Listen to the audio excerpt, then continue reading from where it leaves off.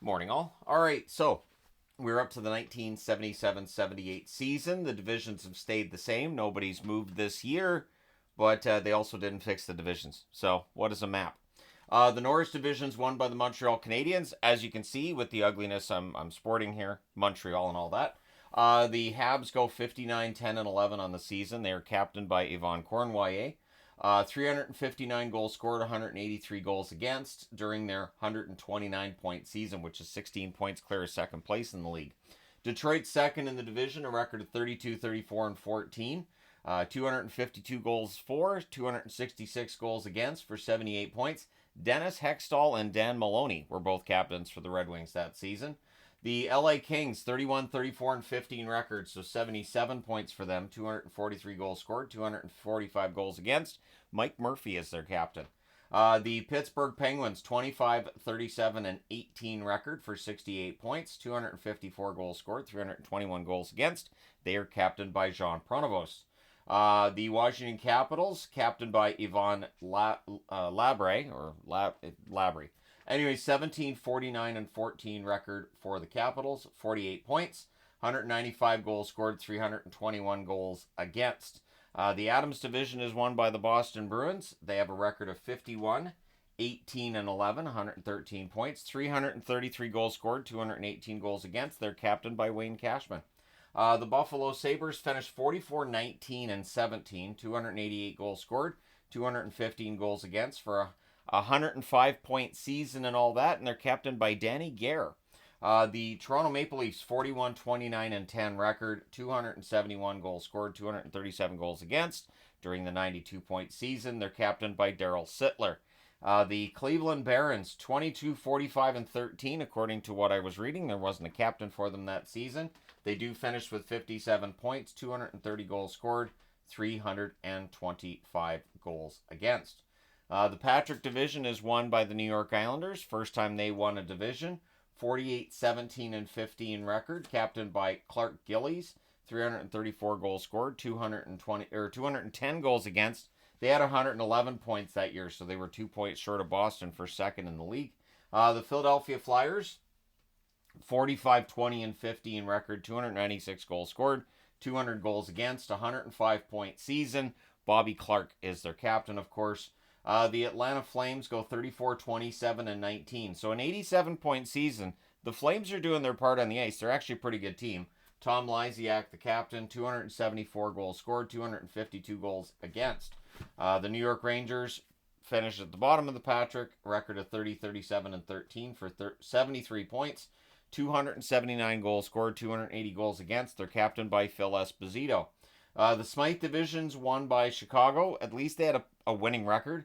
32, 29, and 19 record for 83 points, 230 goals scored, 220 goals against. Keith Magnuson is their captain. The Colorado Rockies finished second in the division, which would be great if they had a good record, but they don't. 19, 40, and 21 record. So that's 59 points. That's second. We look around the rest of the league.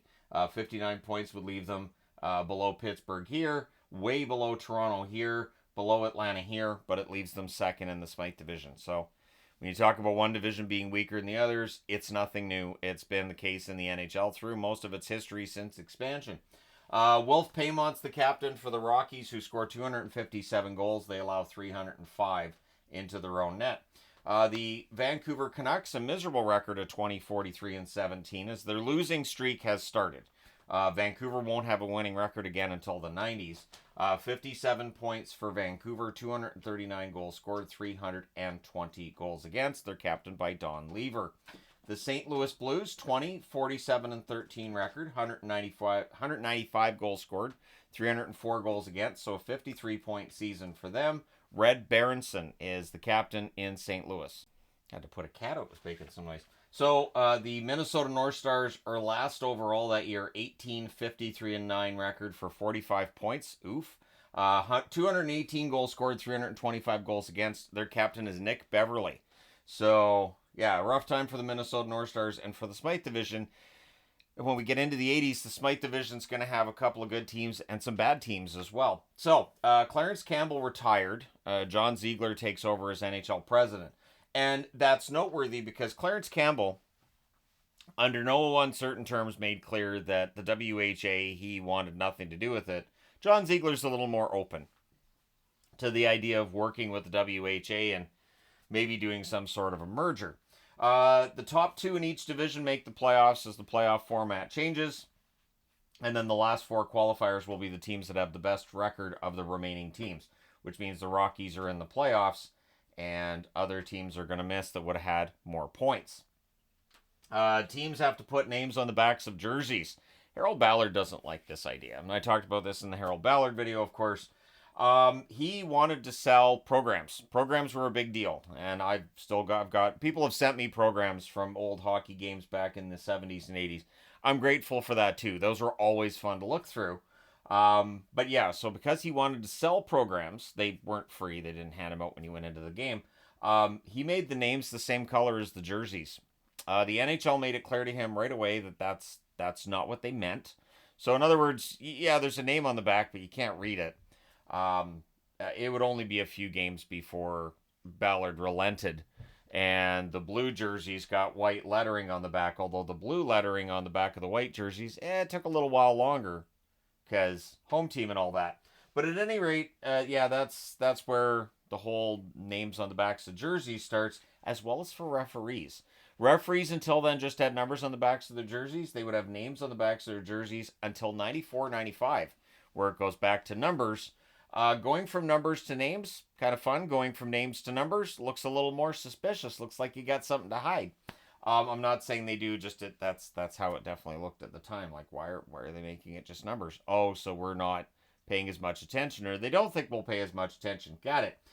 There was a close vote questioning whether or not they would allow 6 WHA teams to join the league, and it narrowly did not make it. So if that vote had gone through in the positive, Houston would have been in the NHL for the 77-78 season. And so it was a close vote. This is a league that decided not to expand. They also decide not to bring in the WHA. It's almost as if they're learning from their mistakes. I mean, you could argue it's a little bit late, and maybe they should get a map out and figure out these divisions, but it'll be fine. We're going to be going to a balanced schedule when the WHA joins. Anyways, Mike Bossy has 53 goals that season. That sets a record for rookies in the National Hockey League and tells you how good the Islanders are about to become. November 29th of 1977, the Penguins trade Pierre LaRouche to the Habs in exchange for Pete Mahovlich and Peter Lee. So it's Pierre for 2 Peters. And I don't know if that was somebody's sense of humor, but well done if it was. But LaRouche ends up being a pretty decent player for Montreal. I'm surprised that's all it took to get him out of Pittsburgh. April 8th of 1978, Bob Miller scores his 20th goal of the season. He was a rookie that season and becomes the 11th 20-goal scorer for the Boston Bruins, which sets the record for one team in a season. So we get to the trophies, and Guy Lafleur had himself a good year. He won the Art Ross Trophy. He also won the Lester Pearson Trophy. So they also threw in the Hart. Why not? So that's the big 3 right there. Art Ross, Hart, and Lester Pearson. It is Guy Lafleur's league at that point. Butch Goring gets the Masterton. He's still playing in LA at this stage. The Calder Trophy goes to Mike Bossy of the Islanders because 53 goals, you kind of have to give it to Bossy, don't you? The Conn Smythe goes to Larry Robinson of the Montreal Canadiens. The Frank J. Selke Award is given out starting this year, and that goes to Bob Gainey of the Montreal Canadiens. And he would have it for a while. Like, it's almost like they invented the trophy for him. Like, hey, Gainey's doing great work. Let's just start giving out defensive awards. The Jack Adams goes to Bobby Crom of the Detroit Red Wings. So Detroit, a surprisingly decent record for them with 78 points, and their coach wins Coach of the Year, which is kind of how that works. The team that's a surprise, that's where your Coach of the Year will come from a lot of the time. The Norris Trophy goes to Denny Potvin of the New York Islanders because, well, Bobby Orr's knees are done at this stage of the game. Lady Byng goes to Butch Goring of the LA Kings. And the Lester Pearson, as I said, goes to Guy Lafleur. The Vezina is shared again. This time it's Ken Dryden and Michelle Bunny Larocque in Montreal sharing it. So your league all-stars that season. Brian Trotier's first-team all-star for the Islanders. Daryl Sittler's second-team all-star for Toronto. On the right side, Guy Lafleur of Montreal's first-team all-star. Mike Bossy of the Islanders' second-team all-star. On the left side, Clark Gillies of the Islanders is a first-team All-Star. Steve Shutt of the Montreal Canadiens, second team. On the blue line, Denny Potvin of the Islanders, first team, alongside Brad Park of the Boston Bruins. Your second team All-Stars, Larry Robinson of the Montreal Canadiens and Borje Salming of the Toronto Maple Leafs. In net, Ken Dryden of the Montreal Canadiens is your first team All-Star, and Don Edwards of the Buffalo Sabres, your second team All-Star. So your leading scorer that year is Guy Lafleur. He finishes with 60 goals, 72 assists for 132 points in 78 games. Brian Trottier for the Islanders, 77 games, 46 goals, 77 assists for 123 points. Daryl Sittler in Toronto had himself a year. 80 games, 45 goals, 72 assists for 117 points. Jacques Lemaire in Montreal, 76 games, 36 goals, 61 assists, 97 points. Denny Potvin in New York had quite the season on the blue line.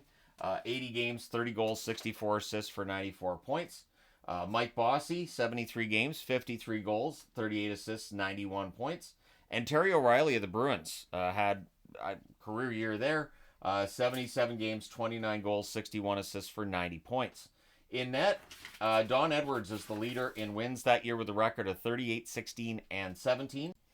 Edwards has a save percentage of .906 and 5 shutouts. Ken Dryden of Montreal, excellent record. 37, 7, and 7 record, .922 save percentage, 5 shutouts as well. Why 2? There's no 2 on the board. I know, no idea.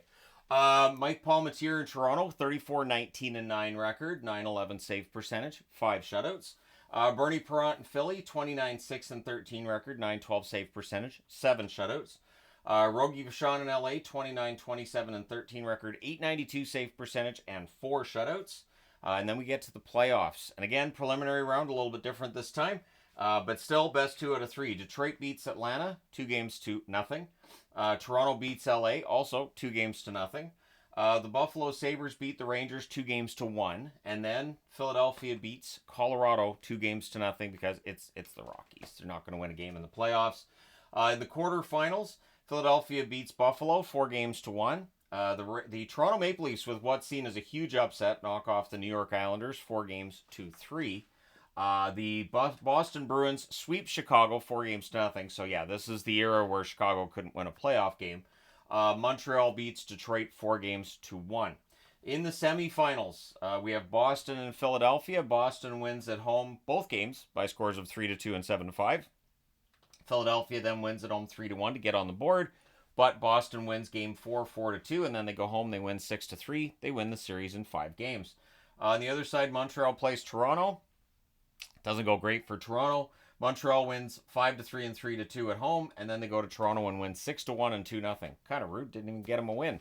Montreal sweeps that series, and that's after beating Detroit in 5. So it's Boston, Montreal in the final, and what does that mean? That's a bad matchup for Boston. Montreal wins both games at home to start the series, 4-1 and then 3-2 in overtime, respectively.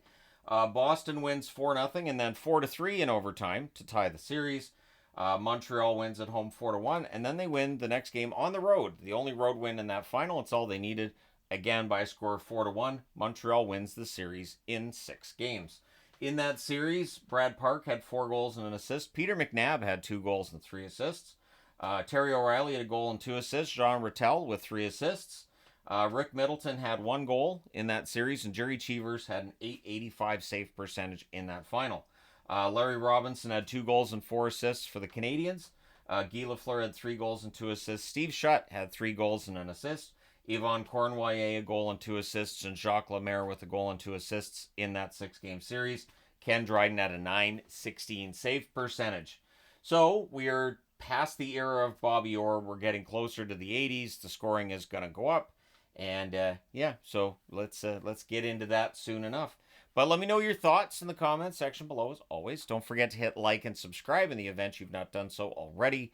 Thank you guys so much for all your support. I only had to pause like how many times? This took a lot longer than I thought it would, and it's a lot longer than 14.5 minutes for me, but it's done. Thank you guys so much for all your support. I will talk to you again soon.